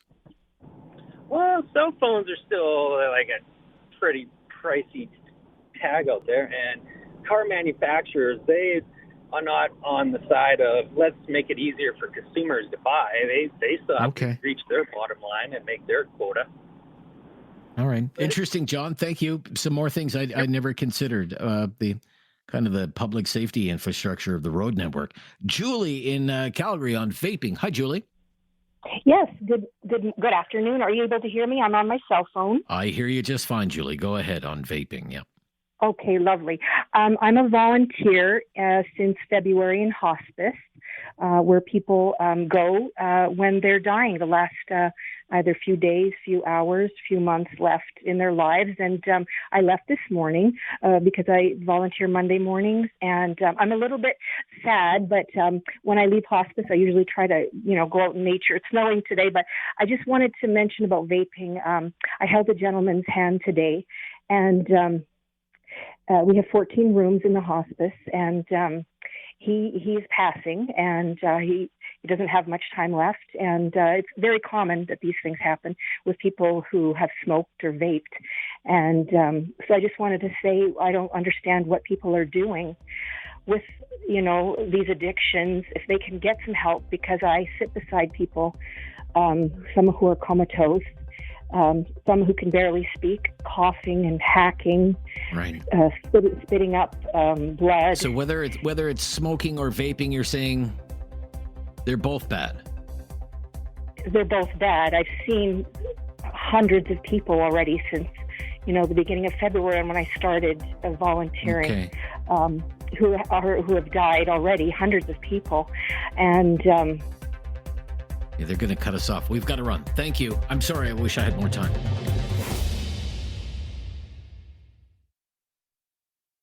Have something on your mind you want everyone to know? Call now. Hello. 1-833-668-2577. It's Talk Back on Now You Know with Rob Snow. Final half hour of Talk Back on this Monday. We've been kicking around some big issues today. EVs, vaping. Of course, federal politics. We're always up to talk about federal politics on this show. I find the vaping thing really interesting when I started reading about it this morning and this plan from the Trudeau Liberals to ban flavored vaping products because the government feels that they're designed to hook young Canadians onto vaping, get them addicted to nicotine. David, what do you think about this? The whole idea of banning flavored vaping products. I don't think much of it. I just really okay. I think that the intentions are good here. I do believe the intentions are good. The people at the Canadian Cancer Society, the folks at Health Canada, the intentions are good. It just confuses me that we've gone one direction with the liberalization of things like cannabis and even harder drugs with harm reduction approaches there, but at the same time we're going to actively restrict a less harmful way of consuming nicotine at a time where the government says the goal, and remember, the goal on paper is still reducing tobacco use.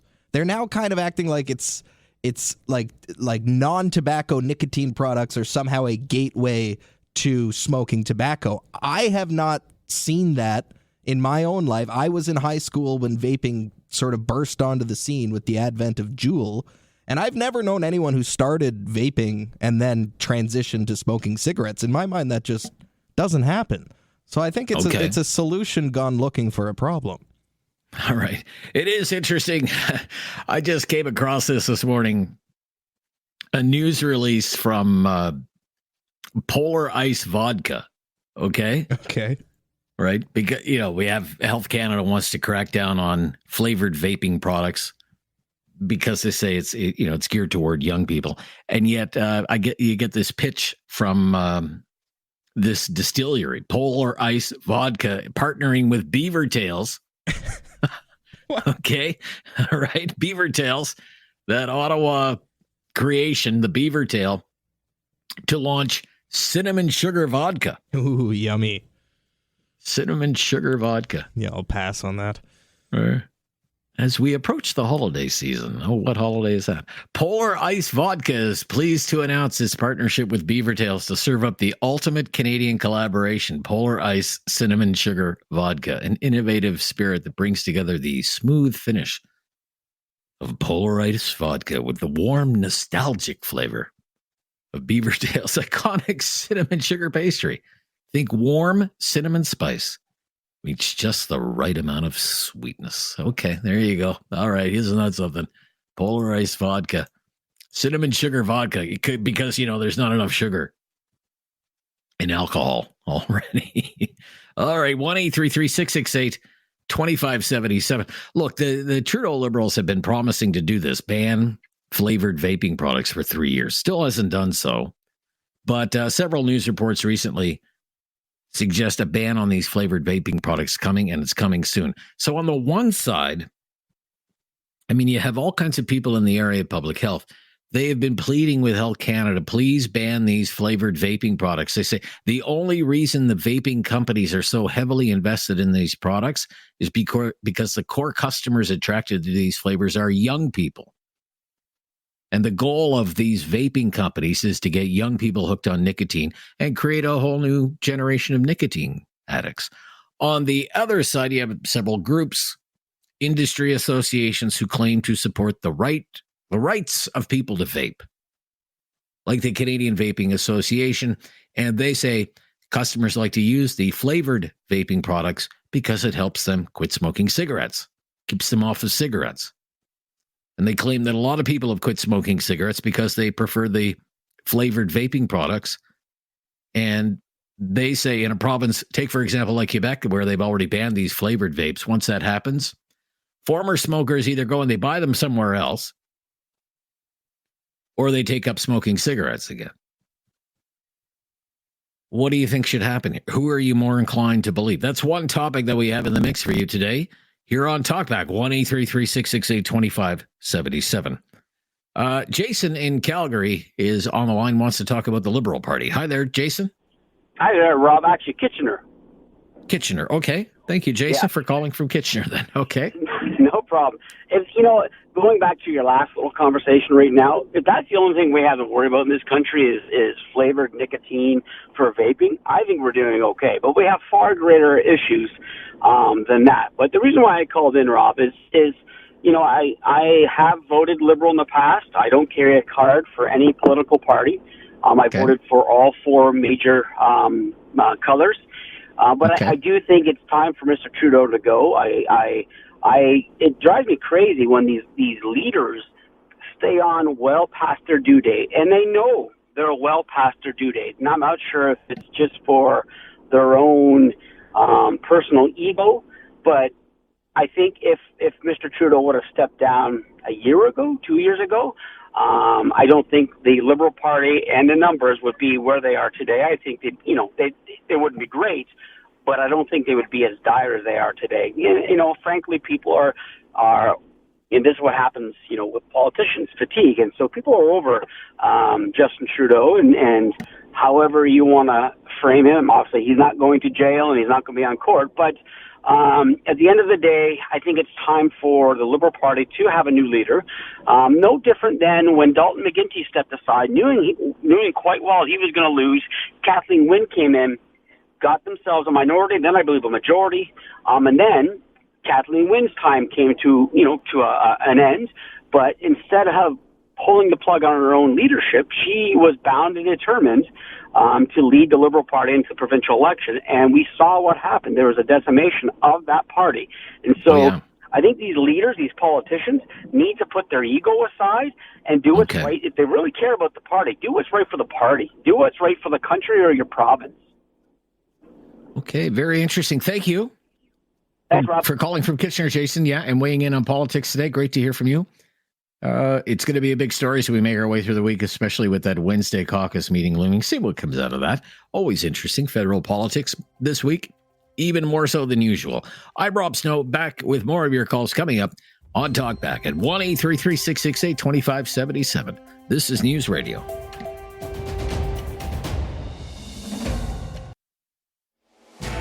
Something on your mind you want everyone to know? Call now. Hello. 1-833-668-2577. It's Talkback on Now You Know with Rob Snow. Right back to the phones. We want to get everyone on the air before the top of the hour here. John in Ottawa on electric vehicles and the EV sales mandate. Hi, John.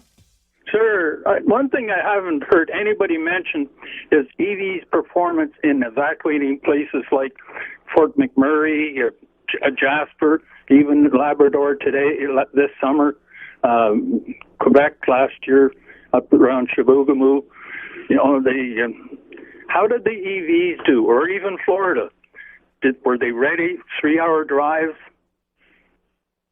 Or are we all going to need? Now, you don't need it in Toronto or Montreal, but all of a sudden, within a day or so, you've got to get all these vehicles charged, ready to go, and evidently, my daughter worked at a place where the EV sat for a rather short length of time and wasn't used, and she went out to use the company vehicle, and it was dead. So how are EVs on the long drive to evacuate northern towns? Okay. Well, the government says they're going to spend, again, I repeat this, $1.2 billion over the next 5 years to build 85,000 charging stations across Canada. But if they're running short of fuel, electricity, battery power on the way, how long does it take to recharge those vehicles? Whereas in the Fort McMurray evacuation, they had people stationed along there with jerry cans of gasoline in the back of pickup trucks. Okay, all right. So what if something happens and there's an emergency and people need to evacuate? That's one of the things you want to consider. Also, I think about when Fiona slammed into Nova Scotia, for example. My father was without electricity for, I think it was 7 or 8 days. No electricity, just running on a gas generator. You're sharing it with the neighbors. What good is your EV in a situation like that, I guess? Yeah. Right. Probably not very good. Okay. Yeah. Okay. Thank you. Interesting, John. Thank you. On the vaping issue, Michelle in Calgary. Hi, Michelle. Hi, Rob. How are you doing? I'm good. Michelle, thanks for calling. It's officially snowing in Calgary. Yes. You can keep it there. Just a quick point. I just don't want you talking too much about this flavored vodka because then the government's going to take it away from us. So stop. And that's my cinnamon point. Sugar vodka. Yeah, it's still. It's. I don't think that vaping is going to cause anybody else to go back to smoking cigarettes or young people to go to nicotine. I think it's because maybe the government realizes they're not getting enough money off of the vaping institutes because they started putting more and more taxes onto that. From the start of when vaping started to now, like these people that opened up vape shops are like some of them are losing their shirt because of the government taxes on it, right? Oh, really? Okay. And then just the one point about EVs that I haven't heard anybody talk about is what is the effects on people? Has anyone actually looked at I know they have there's the ELF, which is like the electro low frequencies versus the EMF and the radiation that goes into you. It's not the greatest. Like they have I don't know anything about that, right? So Yeah, it causes headaches, like sleep and all sorts of stuff. There's potential links to cancer. So here we are riding around in these microwave ovens. We really got to pay attention to what's going on. I don't know about that. Okay, thank you, Michelle. Okay, interesting. Okay, I mean, it's a big business in Canada. I was surprised to read this morning how many people are using these flavored vaping products. The estimate from the industry is that 1.5 million Canadians are using flavored vaping products. Now, it comes from an industry association, but my gosh, if that number is accurate at all, it gives you some idea of the amount of money that is at stake here. It must be tens of millions, if not hundreds of millions of dollars. But we have a problem with young people and vaping in this country. I mean, it's the estimate from the Lung Health Foundation is it's 750,000 people under the age of 30 are vaping every day in Canada. And that 70% of teenagers use a vape at least once a month. 70%. Okay. Also on vaping, Gary in Kitchener. Hi, Gary. Yes. Yes, Gary. Oh. What do you think, Gary? Okay, well, I'm not an expert or anything like that. I quit smoking about 30 years ago after smoking for about 30 years. Thank God I did. But I watched people around using a vape. If you check it out seriously and do your studies, they have some doctors saying the oil from the vapor has already affected a lot of guys, young guys' lungs in the United States, and they're worse. It should go back to smoking because it's less harmful than the vape products are. Yeah. So the thing is, it's not me, but it's the doctors, and they've already got it, and they've already banned it in some states or some provinces. And really, like I say, these guys who are all for these vaping products, they have absolutely no idea all the oils in there that are filling up, and they can't get them out of their lungs. And they gotta, like I said, check it out. I think the hospitals had a couple guys on. They were like 14, 16 years old, and they're dying because their lungs are full with vape oil. Okay. Yeah, I haven't heard stories like that, Gary. I do thank you for your call. I think what is worrying public health officials is that smoking rates are down among young people. And that's a great public health victory, but nicotine use rates are not down. And that's because of vaping, because there's this impression that vaping is harmless. It's not harmless. There is combustion happening. It's not as bad as cigarettes, from what I've been told, but there are harms to your health. Still raises your blood pressure, raises your heart rate, just as addictive, whether it's in a cigarette or a vape. And I was reading today, the users can buy extra strength nicotine cartridges. They can increase the voltage on the device in order to get a bigger hit of nicotine. And there are all sorts of health problems associated with nicotine addiction, especially for young people when their brains are still developing. It impacts things like attention span and learning skills and mood control, impulse control. And the public health people say it leads to a higher chance of becoming addicted to other drugs. That's what the public health people are saying. Okay, be right back. Wrap things up for Talk Back today. This is News Radio. Have something on your mind you want everyone to know? Call now. Hello. 1-833-668-2577. It's Talk Back on Now You Know with Rob Snow. On the EV sales mandate, Laura in Calgary. Thanks for calling, Laura. Hi there. Oh, I believe we have lost Laura. That's unfortunate. I was looking forward to that. Chris in Calgary on vaping. Hi, Chris. Yeah, hey there. Hi.